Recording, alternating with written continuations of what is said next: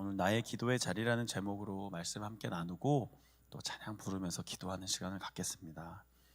오늘 이 설교는 좀 잔소리로 듣진 않았으면 좋겠습니다. 저도 이제 마가복음 1장을 계속 금요일마다 몇 절씩 좀 잘라서 끊어서 읽고 또 기도의 제목으로 삼는데, 사실 기도하라는 게 잔소리로 좀 들립니다.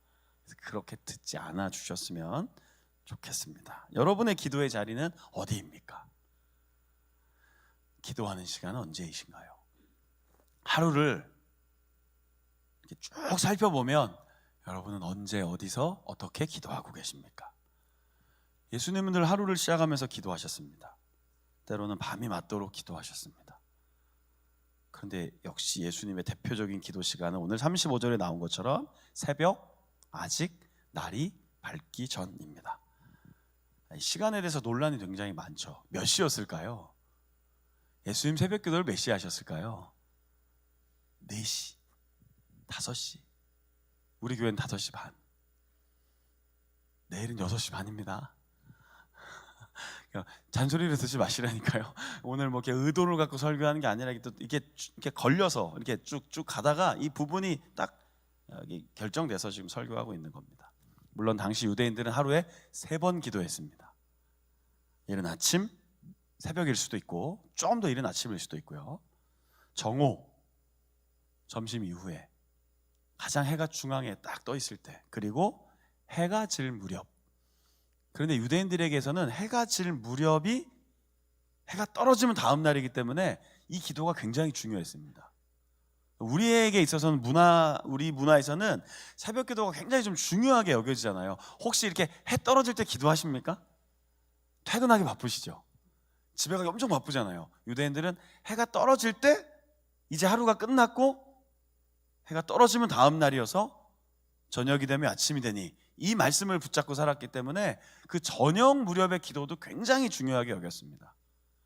사실은 그 시대마다 좀 다른 거죠. 기도의 그 시간, 장소, 강조하는 바가요. 자, 그런데 오늘 우리는 예수님의 기도의 모습을 살펴보는 겁니다.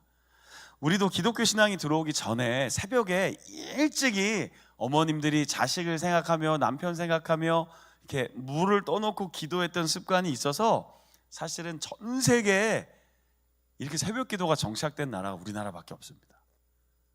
유럽은 새벽 기도 안 합니다. 미국도 잘 안 합니다. 그래서 새벽 기도를 좀 하기 싫으시면 이민 가시면 됩니다. 그런데 놀라운 사실은 이민교회가 새벽 기도를 합니다. 그래서 한국 사람들은 가면 그 나라는 안 해도 우리는 한다 그러고 만듭니다. 그래서 초기 기독교 신앙이 들어왔을 때 선교사님들이 굉장히 힘들어했답니다. 그러니까 원래 선교사님들은 좀 이른 아침에 뭐 묵상을 하며 시작한다든지 어느 정해놓은 시간을 하는데, 이 한국에서 신앙을 받아들이는 분들이 막 새벽부터 일어나서 하니까 선교사님들이 어떻게 해요? 같이 일어나야 되잖아요. 근데 습관이 안 되니까 너무 힘들었다고 하더라고요. 그런 기록들이 있어요. 한국 교회사에 보면 그 외국에서 오신 선교사님들이 굉장히 새벽 기도를 힘들어했다. 자, 중요한 건 새벽이냐 정오냐 저녁이냐가 아니라는 겁니다. 예수님이 기도의 자리와 시간을 정해 놓으셨다는 겁니다.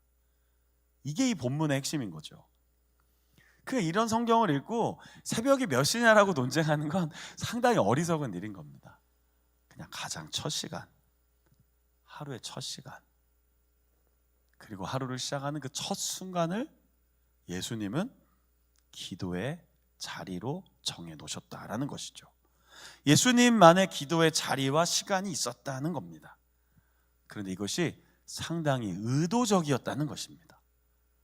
그냥 시간이 좀 되면, 여유가 좀 되면, 여건이 좀 되면, 몸이 좀 받쳐주면 한 게 아니라 예수님은 의도적으로 새벽 날 밝기 전, 사람들에게 아직, 물론 제자들이 와서 예수님 찾잖아요. 바로 그 직전에, 혼잡하지 않은 시간에, 조용한 시간에 삶의 우선순위를 정하며 당신을 이 땅으로 보내신 하나님과의 영적인 교제를 하며 하루를 시작하셨다라는 것입니다. 자, 이런 의미에서 성도님들은 어떤 시간이, 어떤 장소가 기도의 시간과 장소이십니까? 답은 스스로 하십시오. 만약에 이것이 없으면 우리는 시간에 끌려 살 겁니다. 사람에 끌려 살 겁니다. 그리고 막 찾아오는 일에 어떤 날은 좀 여유롭게 시작할 수 있지만 어떤 날은 정신없이 하루를 시작할 겁니다. 그래서 예수님은 사명을 잃어버리지 않기 위해 날이 밝기 전에 홀로 기도의 자리를 찾으셨다는 것이죠. 왜 새벽입니까? 새벽에 하나님이 도우시리로다 또 이렇게 얘기하잖아요. 그럼 낮에는 안 도와주시던가요? 저녁엔 안 도와주십니까? 밤에도 도와주시잖아요. 하나님 우리를 제일 많이 도와주신 시간이 언제입니까? 우리가 잠잘 때입니다. 그런 생각 안 해보셨습니까? 우리가 잠들면요 거의 내가 나를 지키는 게 아니라 하나님 나를 지켜주시는 겁니다. 가장 많이 역사하는 시간은 내가 잠들었을 때입니다. 근데 우리가 이 새벽에 하나님 도우시리로다, 새벽을 깨우리로다, 또 성경에 보면 새벽에 홍해도 갈려졌고요, 또 하나님이 막 기적도 베풀어 주시다 보니 새벽을 강조하긴 하는데, 아까 말씀드렸잖아요. 중요한 건 의도적으로 나의 기도의 자리와 시간이 필요하다, 이게 더 중요하다는 뜻입니다. 시선을 피하고 소음을 피하고 하나님께 집중하셨습니다. 자, 이 첫 번째 주제를 같이 나누면서 이제 한번 우리 마음속에 그렇게 생각해 봅시다. 의도적으로 삶 속에서 분리된 시간이 있는가? 나와 하나님과의 시간, 나를 좀 깊이 생각해 볼 수 있는 시간, 하루를 좀 정리할 수 있는 시간, 혹은 하루를 계획해 볼 수 있는 시간, 그것은 여러분에게 맡기겠습니다. 하나님도 우리에게 맡겨주셨습니다. 왜 정말 새벽잠 많으신 분 있잖아요. 어떠세요? 하나님이 마지막에 주님 다시 오실 때 이렇게 다 만날 거 아닙니까? 얼굴과 얼굴을 대면해서. 근데 너는 평생 새벽 기도를 하루도 안 했더라? 하나님 정말 그러실 것 같습니까? 그런 분 아니세요. 저녁잠이 많으신 분도 있어요. 낮에 정신 못 차리시는 분도 있어요. 중요한 건 뭐라고요? 나와 하나님과의 의도적인 어떤 것과 분리된 시간을 찾으라, 좀 가지라. 거기서 하나님이 우리에게 힘을 주십니다. 말씀과 기도의 자리에서, 그 기도의 자리에서 여러분들의 삶이 풍요로워지기를 하나님은 바라고 계신다는 것이죠. 자, 두 번째는 오늘 성경에 보니까 그렇게 기도하시는 가운데 시몬과 함께 있는 자들이 예수의 뒤를 따라갑니다. 그러니까 이 제자들도 예수님의 기도의 습관을 보았던 겁니다. 그러니까 초대교회가 시작되고 제자들은 당연히 이 시간을 기억하며 기도했을 것입니다. 예수님을 따라, 예수님의 습관을 따라.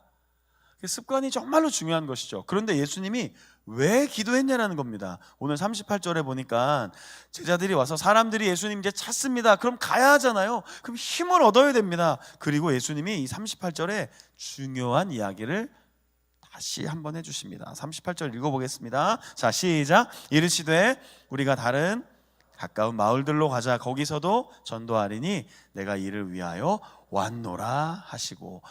사실은 예수님은 하나님의 아들이시지 않습니까? 가면 기적도 베푸시고 권능도 보여주시고 심지어 이 기적의 정점에서는 사람을 살리셨습니다. 그런 분이 뭐가 능력이 아쉬워서 부족해서 기도를 하셨겠습니까?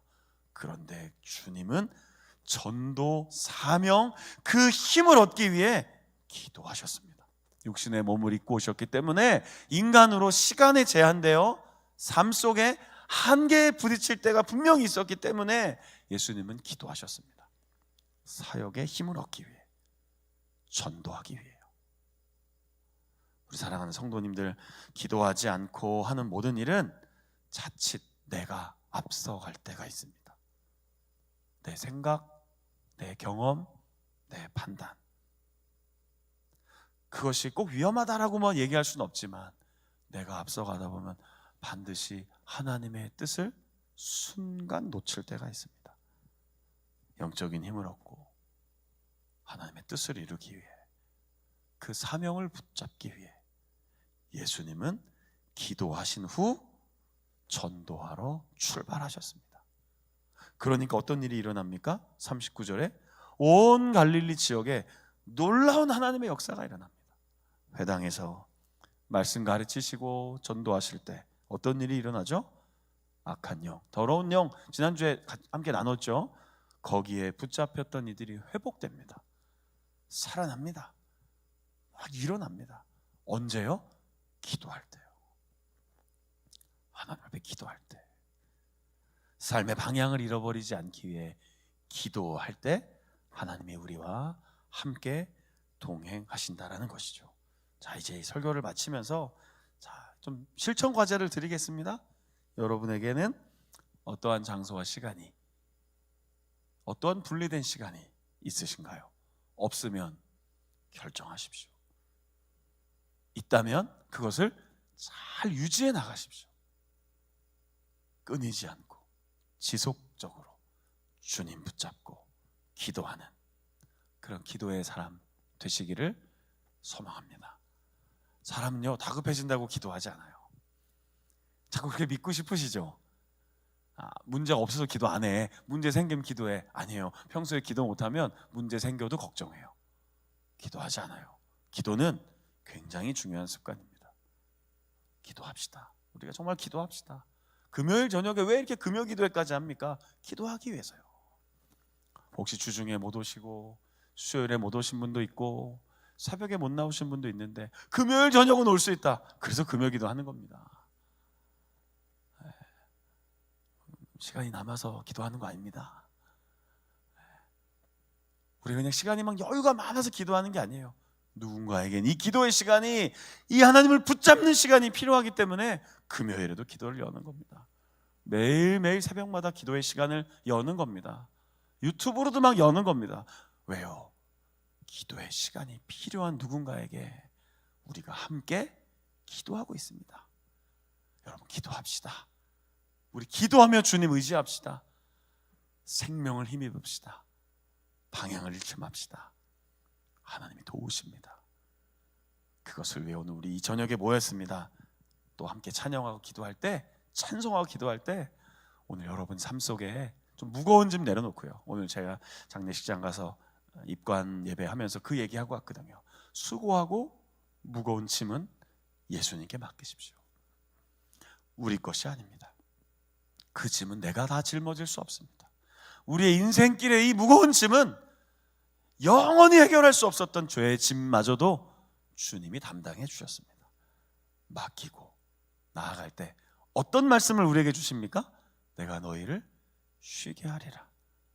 목자 되신 예수님께서 오늘 우리에게 주신 평안, 쉼, 은혜를 기대하며 우리 시간에 찬양하면서 주님 붙잡고 의지하며 기도하여 오늘도 여러분의 삶 가운데 눈이 열리고 마음이 열리고 회복되고 감사가 넘치는 그런 오늘 금요일 저녁 되기를 주님의 이름으로 축복합니다.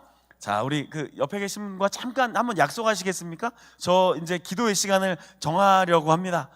그리고 언제 하시는지 대화가 가능하면 얘기하십시오. 언제 할 거다, 언제 정해놓고 언제 하루에 어느 시간인데 정말 기도하며 시간에 관계없이요, 짧게라도 우리 반주팀 준비해 주십시오. 시간에 짧게라도 저 하나님 기도하겠습니다. 하나님 그렇게 하겠습니다. 자, 우리 잠깐 한번 기도하고 찬양 부를까요? 다 같이 한번 눈을 감고 잠시 한번 기도해 봅시다. 하나님, 나의 기도의 자리는 어디에 있는지 다시 한번 살펴봅니다. 하나님, 내 기도의 시간 부족했다는 것을 깨닫습니다. 하나님, 2026년 시작하면서 하나님 이렇게 살겠습니다, 이렇게 신앙생활 하겠습니다, 이렇게 결심하겠습니다, 이렇게 계획하겠습니다 했는데 혹시 좀 손을 놓은 건 없으십니까? 3월밖에 안 됐는데 혹시 벌써 포기하신 건 없으십니까? 하나님 안에서 믿음으로 살겠습니다, 기도하며 살겠습니다, 하나님 말씀을 읽고 묵상하고 그 말씀의 뜻을 내 마음에 새기며 영원하신 하나님과 동행하겠습니다 했는데 어쩌면 조금 우리의 마음이 달라졌을지도 모릅니다. 예수님처럼 늘 변함없이 새벽 날 밝기 전에 기도의 자리에 가셔서 아버지 하나님, 가르쳐주신 주기도문 보면 그렇게 시작하잖아요. 하늘에 계신 나의 아버지, 하늘에 계신 우리 아버지, 이렇게 시작하시잖아요. 늘 하나님을 아버지라 부르며 기도하셨던 예수님처럼 우리도 다시 기도의 자리를, 다시 기도의 시간을, 다시 기도의 힘을 힘입어 살겠습니다.